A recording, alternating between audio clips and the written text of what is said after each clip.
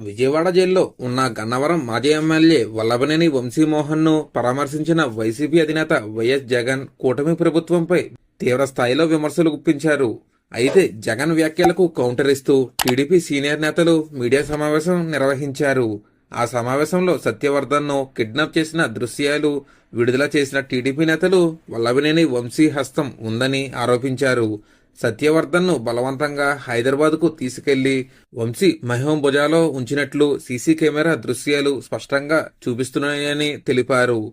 పులివెందుల ఫ్యాక్షనిజాన్ని రాష్ట్రమంతా వ్యాప్తించాలనుకుంటే ఊరుకునేది లేదని హెచ్చరించారు. గన్నవరం టీడీపీ కార్యాలయంపై జరిగిన దాడి ఘటనపై జగన్ స్పందించాలని మంత్రి కొల్లు రవీంద్ర డిమాండ్ చేశారు. నేరస్తులకు జగన్ మద్దతిస్తున్నారా అని నిలదీశారు. మీరు చేసిన అరాచకాలన్నీ ఒక్కొక్కటిగా బయటకు వస్తున్నాయని వ్యాఖ్యానించారు. పోలీసుల బట్టలు విప్పతిస్తారా? చట్టం ఎవరిని వదలదని హెచ్చరించారు. కూటమి ప్రభుత్వంలో కక్ష సాధింపులు ఉండవని స్పష్టం చేశారు. క్రిమినల్ వ్యవహారాలను ప్రోత్సహించడం సరైన పద్ధతి కాదని టీడీపీ నేతలు పేర్కొన్నారు.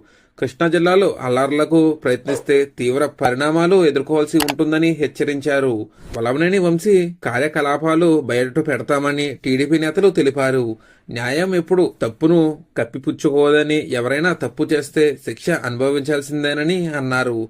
రాష్ట్రాన్ని అరాచకాలతో నడిపించేందుకు వైసీపీ ప్రయత్నిస్తే గట్టి ప్రతిస్పందన ఇస్తామని తెలిపారు.